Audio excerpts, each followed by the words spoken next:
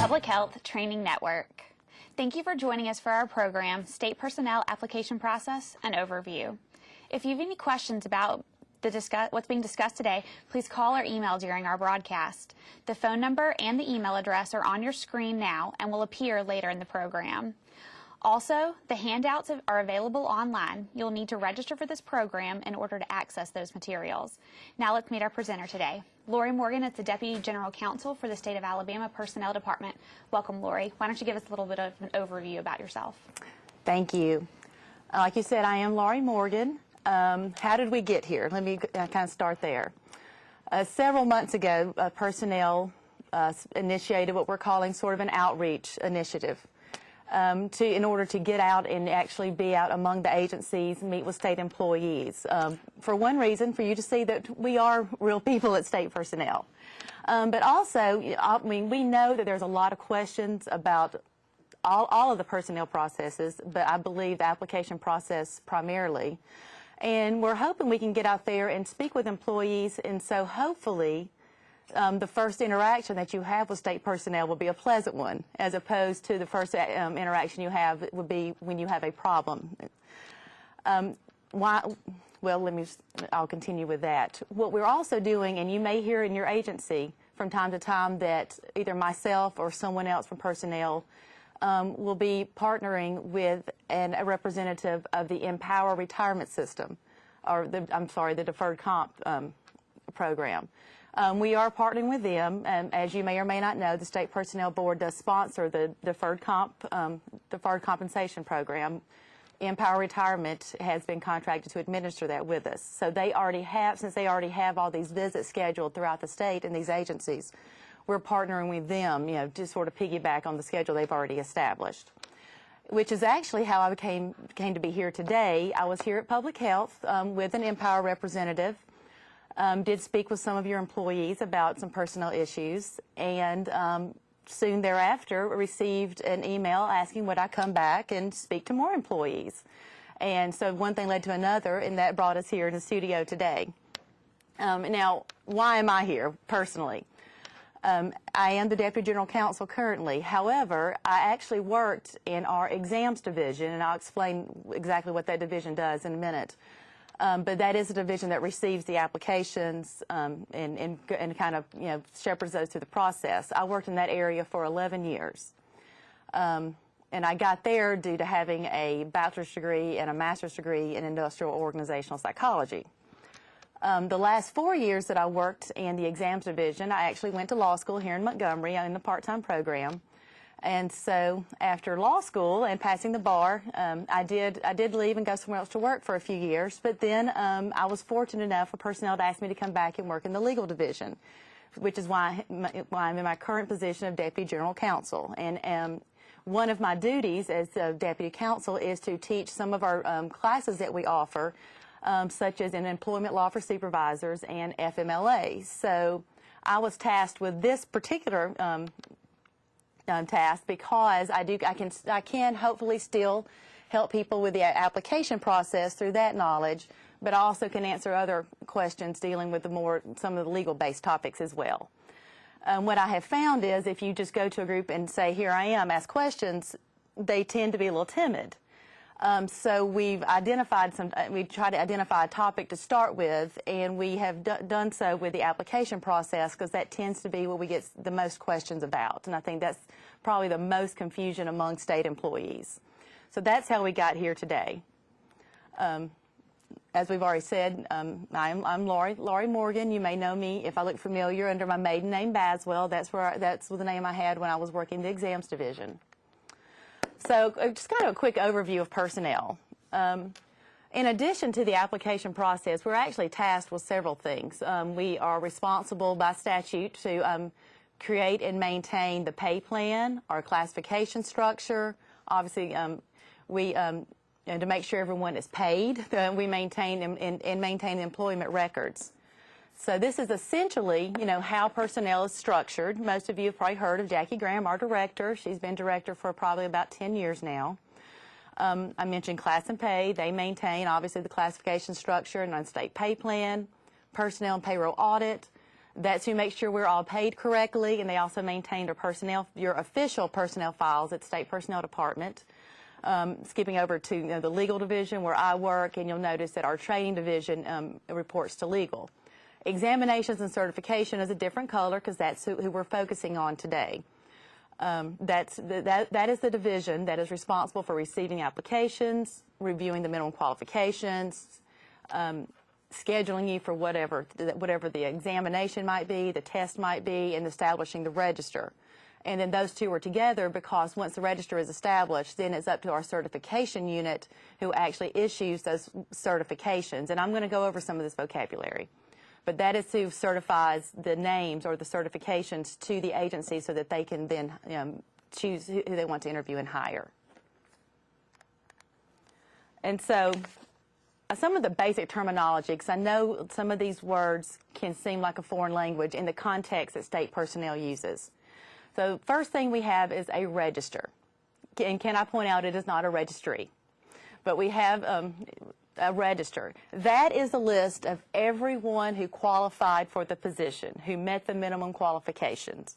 Everyone goes on the final register.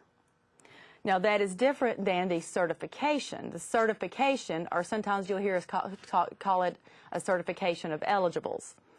By law, the state of Alabama operates under the rule of 10. In its most simple form, that means the top 10 people, the top 10 scores, are who is certified out to the agencies. Now, you'll see that it says or more if there are ties. We don't break ties. So if, 20 people are tied for the 10th spot, then all 29 names would be certified out. You may be familiar, sometimes your score is reported in a band. A band is a group of people who have statistically similar scores.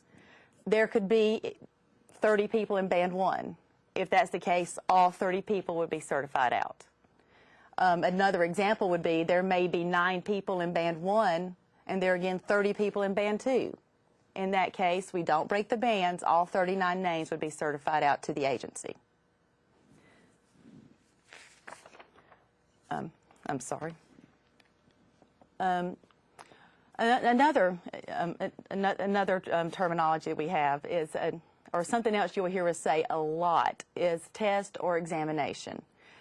There again, everybody who is placed on a register must go through some sort of test or examination. Now let me point out those are terms that we pretty much use interchangeably. We may say a test, we may say exam, we mean the same thing. That is, as I said, any objective method used to evaluate or rank. And this can be a cause for a lot of confusion for people because sometimes it is a standard test. You may be required to go somewhere and take an actual multiple choice, Scantron, test. But you also may be required to participate in an assessment center with its multiple components of different types of testing devices.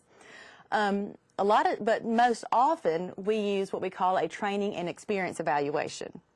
And that just means that we have that a set of scoring criteria is established, and then the state personnel analyst assigned to that position will score the applications based upon how their comparison to that established criteria. So I know that it's a question I often hear is that I submitted an application, I received a score, but I never took a test. Well, as I said, any type of evaluation is considered a test by the professional guidelines. So even though you may not personally have participated in some sort of exercise, every application is submitted to some sort of testing procedure. Going on. You've probably heard us refer to announcements in different ways. We kind of classify them by there are 2 ways we classify them. The first is how are they open, meaning what is the length of time that they're open. The other is who are they open to. So let me explain. One basis on which an announcement may be open is current. If something is open on a current basis, that means it is announced and it has a definite closing date by which we no longer accept applications. That is typically going to be 3 weeks. So if you miss that deadline, we will not be able to place you on the register. You will not be able to participate in the process. If you do miss the deadline, then we would refer you to our mailing list, and that's something I'll touch on later. On a current job, once the register is established, that register remains available to agencies to use until such time that it is announced again. So that's why you may have for a current job, it may not come open again it may be, depending on the job, it may be several years, it may be 1 year, it may be 20 years, depending on the position. There are some higher level positions that have one person in them. If that person doesn't retire for 10, 15 years, that job would not come open until there is an actual vacancy. But just keep in mind, but as long as that register will be good until it is opened and replaced with a new recruitment process. On the flip side, we have continuous. Those are the jobs that are open and they are announced without a closing date. They are open until further notice. And most of our jobs are probably open on a continuous basis. For a continuous job, the analyst that's assigned a continuous position, what they typically do is they place it on an internal schedule. That's typically 3 months, but it could vary by the job depending on the volume of applications received, how often are positions filled, and things of that nature. But it's typically about 3 months. So that means every 3 months, they're going to take all the applications they have, review them for the minimum qualifications, and then proceed with whatever the testing procedure is, and place those individuals on the register. If someone isn't happy with their score, they can apply again. They can reapply for that position in 9 months from the time that they're placed on the register. If you do not reapply, you will remain on that register for 2 years. After 2 years, you will come off the register, and then you will again have to reapply. I also mentioned that we classify announcements based on who can apply. One way is open competitive. If a job is announced on an open competitive basis, that just means it is open to anyone who meets the minimum qualifications. They can be inside the state, they could be outside the state. Anyone who meets the minimum qualifications is eligible to be placed on the register.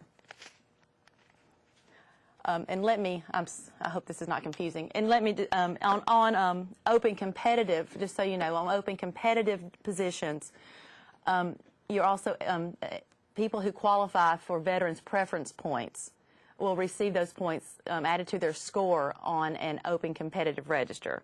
And that could be either 5 points for someone who is a veteran, or 10 points for someone who has a service-related disability. And that is established by submitting your DD-214 to state personnel. So contrast that with promotional-only job announcements. For a promotional-only job announcement, you must already have permanent status in the state merit system and typically within a certain position or series. One of the main differences, other than having to have permanent status in the system, is that you do not get veterans preference points on a promotional register. However, on a promotional register, your score from the exam will constitute typically 95% of your final score. The other 5% is made up of an average of your service ratings over the past 3 years.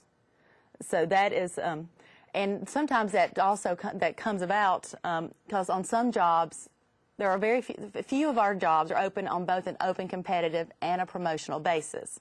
So people will sometimes contact us because they'll end up with 2 different scores. And that could be due to either, that's due to either having veterans preference scores added to their open competitive and not their promotional, or if they have very high, or on the flip side, service ratings, that could affect their final score on the register. So it would be possible to have different scores or score in different bands on a job that's open on both an open competitive and a promotional basis. So how do you apply? My first suggestion is to go to our website. And if we could flip to the website just real quick, and if you'll excuse me.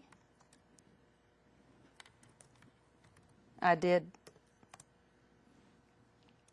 I'm sorry.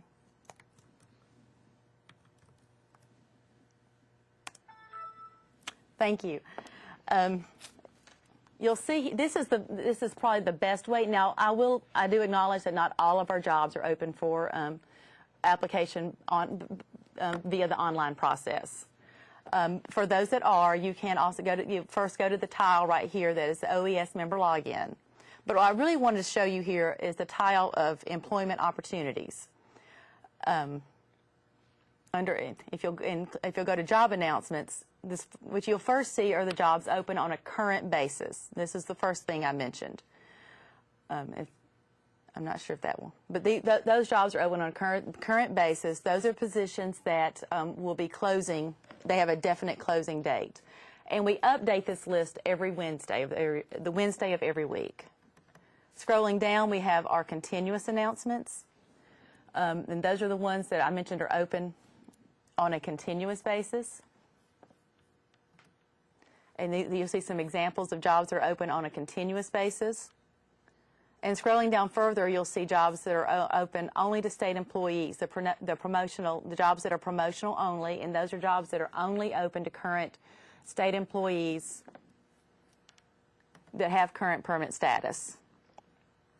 Now, if you scroll down further at the bottom, positions that are not currently open for application, if you go to that list, that will actually allow you,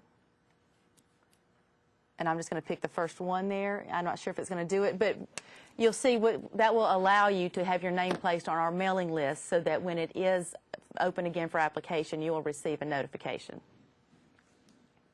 So if you'll, going back to our slides, please.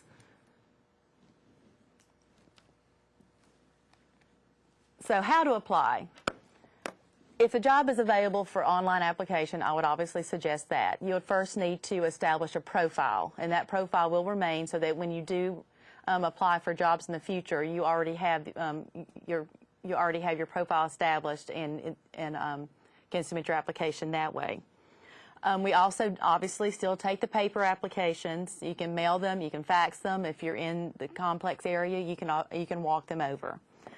Some things that I think are, that people are unaware of the most would be that you must submit a separate application for every job for which you want to apply. Some jobs have options on them. They're the same job title, same classification code. However, you'll notice it underneath. They may have an option. I want to remind you that you also have to submit an application for every option within a job classification. And most importantly, please don't forget that even if it's just a promotion, an internal promotion, you still must submit an application. I've actually heard stories from personnel managers in various state agencies that a supervisor will send the paperwork to promote an employee, and when the personnel manager, proceeds to request the certification, the employee is not on there because neither the employee nor the supervisor realized they had to submit an application. So please don't forget that even when you're applying for a promotion within your own agency, you still must submit an application for that job. So, what next?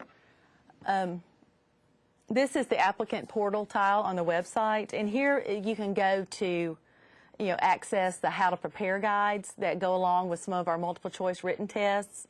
You can also check your register standings here, as that's especially important on a continuous job, because on the continuous job, your rank on the register actually can fluctuate, and depending on the job, it could fluctuate often.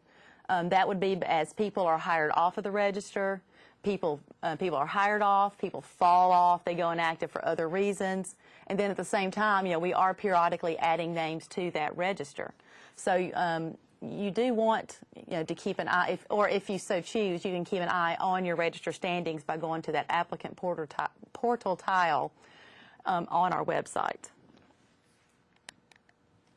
So what happens, and this is where I think people really, they feel like they lose touch with personnel and lose touch with the process. You've submitted your application, you've gone through whatever the testing procedure is, you get a notice that you're placed on the register. And then for a lot of people, they say, what now? I haven't heard anything since then.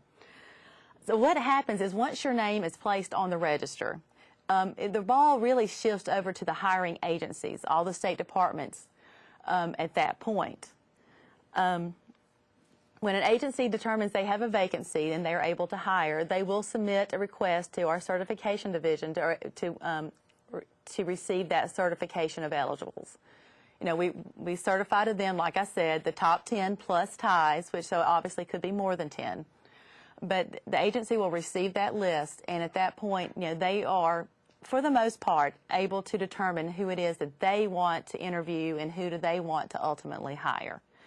Different agencies will have different procedures for that. Some agencies, you know, may may ask someone to participate in several different interviews. Some agencies do not, especially if it is an internal promotion. It may be a very informal process. So that can vary by agency. And as I've already noted, you know, your rank on the continuous register, you know, can change very often. So it is kind of up to you to make sure you remember that you want to keep all your information up to date. So if your current job changes, if your job duties change, you know, you might want to reapply so that we have the most recent information on you, so that when we submit your name out to the agencies, they will have the most recent information for you. So that actually concludes the information that I brought today, and I hope to have as many questions as anyone has. Like I said, if you feel the need to ask questions about a topic, it can be a topic off of the application process.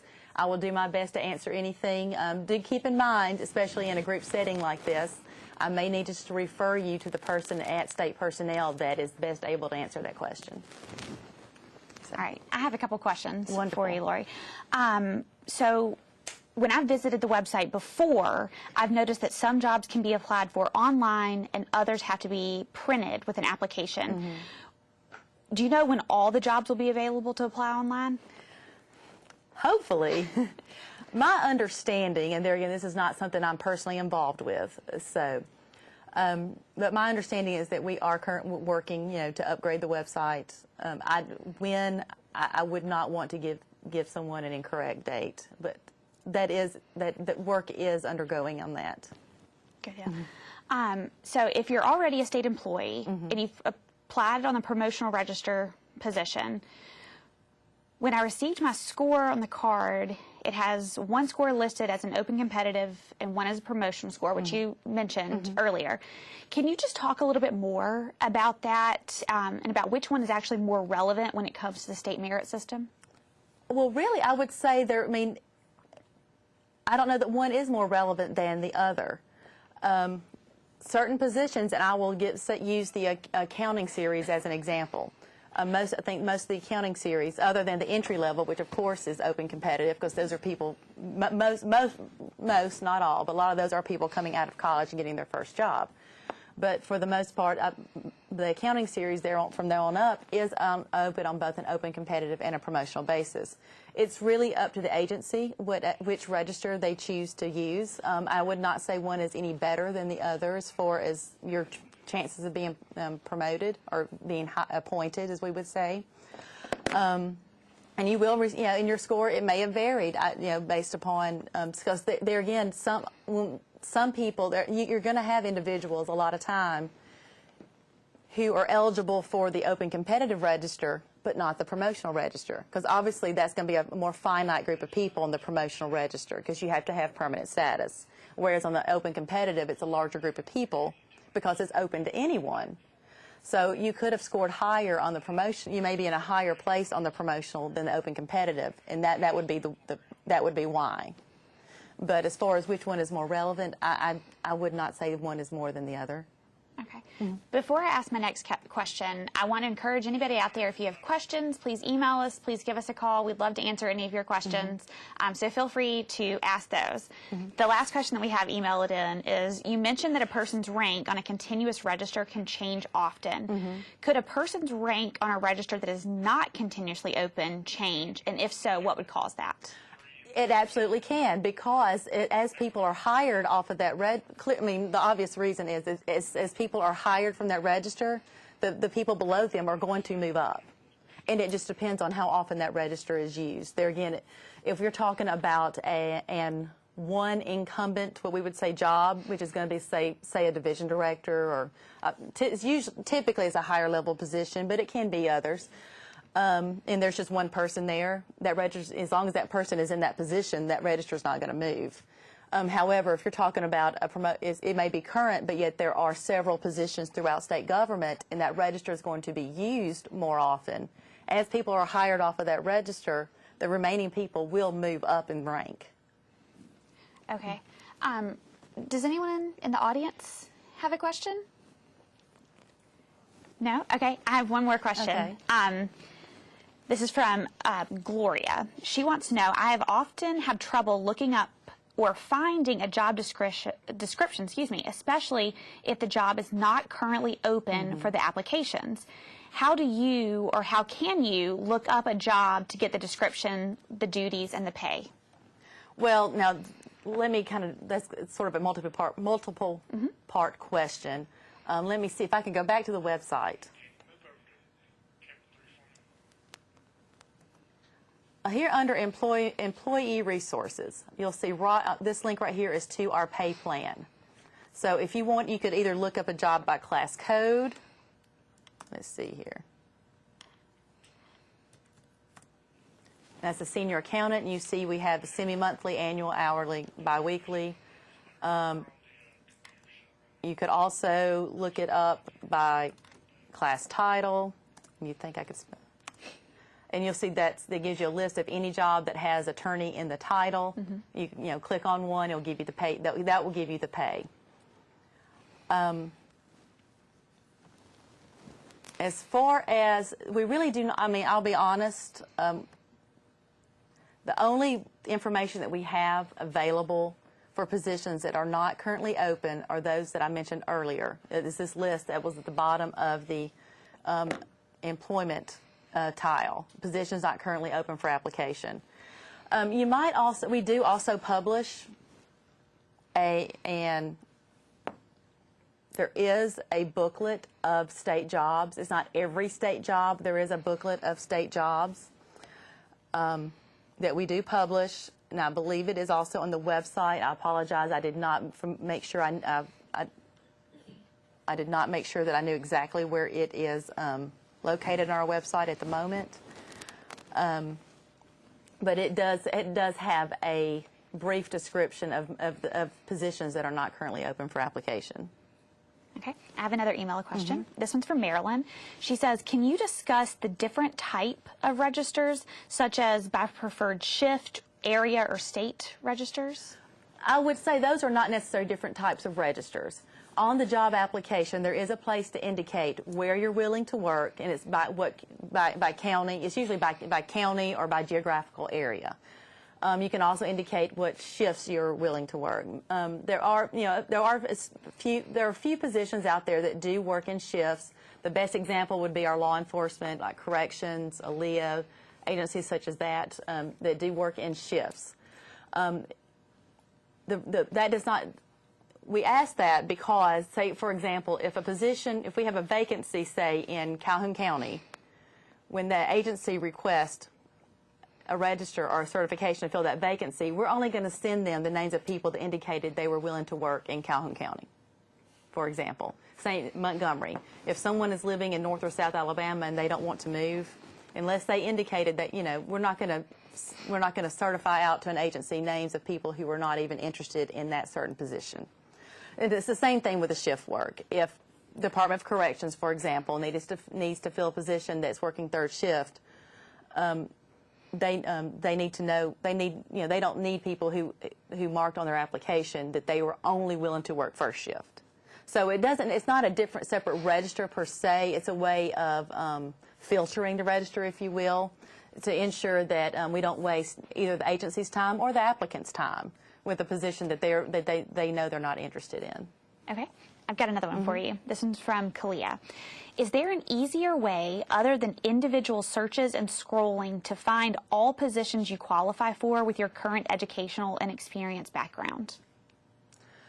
I will be honest, that's how I found my job in the first place. Let me see if I can find.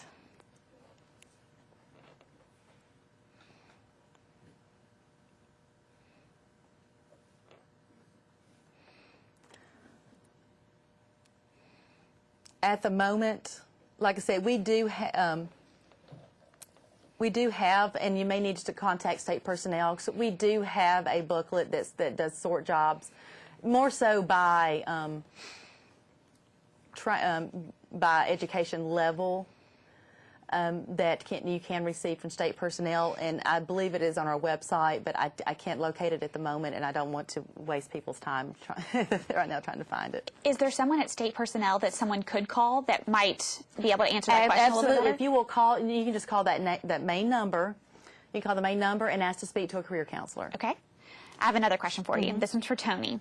He said, what's the procedure on selecting who gets to take the examination? I've been with the state for 10 years. I started at 10525, then 10526, now trying to get on the registry for a 10527. I feel that I have the experience, 10 years in the state, 20 plus with military, but I keep getting the notification that I'm unqualified. Well, like I said, when we receive applications, each job classification is assigned to a state personnel analyst, and that person's job is to compare the training and experience that a person describes on their application to the established minimum qualifications, and that. You know, and we review those very strictly. We really do. We have to be very strict in our review of those.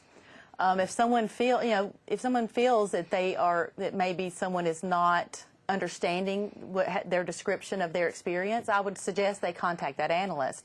And you can do that just by calling there again the main number, which is 242-3389, which is actually the last slide on the handout. Call that and just say, I need to speak to someone about programmer analyst, which I believe you don't have to know the name of the person. Just call the main number and tell the person answers that our receptionist, I need to speak to someone about this particular job, and they'll be transferred to that analyst. And it sometimes it is a matter of you described it one way and it wasn't clear to. I mean, maybe we just need some clarification. Whatever they may tell you. Just they're going to tell you probably to submit some information in writing. If you feel if they go through your application with you, and then you realize that maybe some important information was not included in your original application, they will allow you to submit additional information for review. But if someone feels that they do meet the qualifications, then they need to contact the analyst responsible for the job at state personnel. So do you think that analyst would be able to even potentially go through someone's resume with them and say, perhaps this word is not getting your message across or something like that? Would they be able to kind of look at the resume with you to help, or is there someone else that they could do that would help them with that? And actually, because the ideal way to go about that is, to let the analyst know, and what a lot of times the analyst will say, let me call you back, because they're going to they need to take a minute to retrieve that application, review it for themselves. They'll have it in front of them, so that then when they do call the person back, they can go through the application and say, this is what I'm looking for, I don't see that. Or can you direct, if the experience requires something specific, they can ask the applicant, direct me in your application to where you describe that experience. And they can have a discussion from there. Perfect.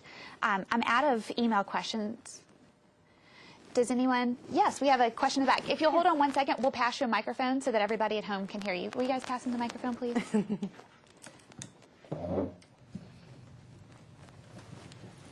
you. This is just a follow-up to a previous question. I know we discussed that not all of the existing classifications are listed on the website under the not currently open category. For the ones that are not listed there, how can one get on the notification list? Is that just taken care of with a phone call, or? I misspoke. I believe that I may have not been clear.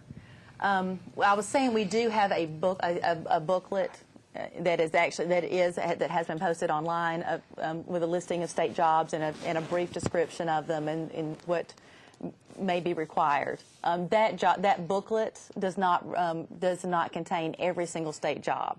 Now, on our website, the jobs not currently open on our website, that should contain every job that is not currently open for application. And they all should have a link to apply for notification, because I believe in the past some of them that option was ghosted out or wasn't there.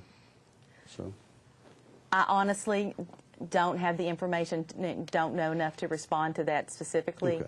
I will say if you're trying to find a position and you can't find it, I would contact state personnel okay, and ask to speak to the career counselor.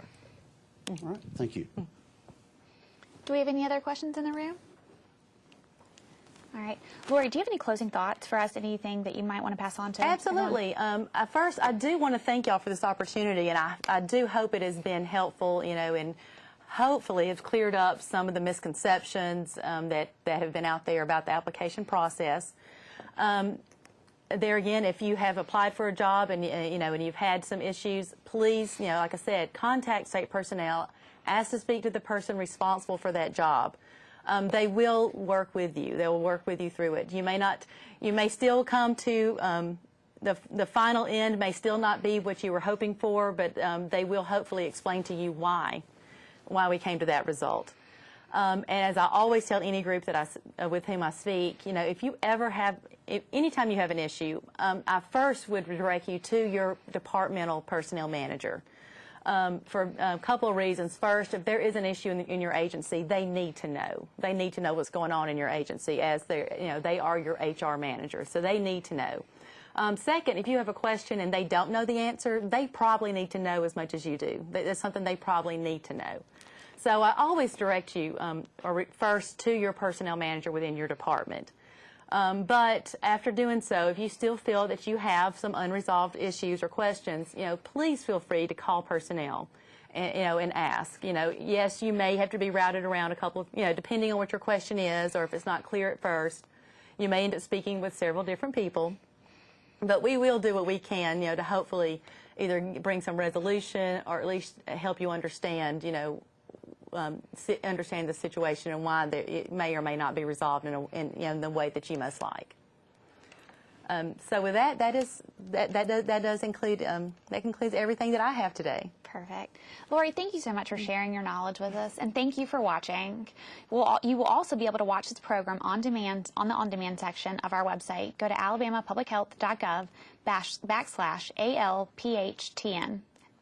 Have a good day.